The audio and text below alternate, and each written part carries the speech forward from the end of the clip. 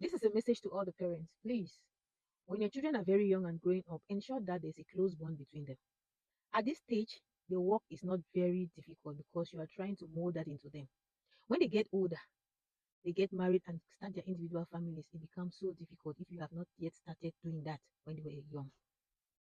If your child comes to you and say, this person did this to them, I'm talking about a sibling doing something to them that they do not like, do not sweep it under the carpet because now they are grown adults and you think they can maneuver their ways back to each other or they can resolve their own issues.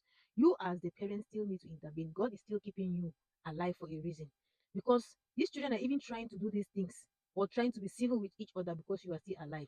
If you do not build that bond between them, it is going to get worse when you are no longer there.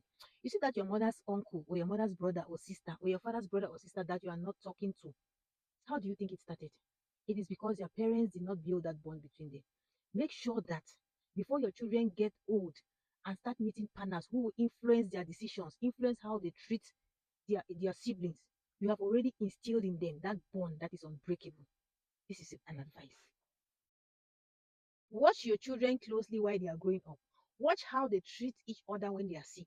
Watch how they treat each other on the playground. Watch how they treat each other when one person plays, falls, and have an injury. This is very important. This will tell you whether the strong between them is strong or you need to work harder to make sure that this bond stays very strong. Because when your child grows up, gets married, meets another partner, and you have not done your own part of the work, it's going to be very difficult for them to even remember or even take a sibling trouble or problem at heart.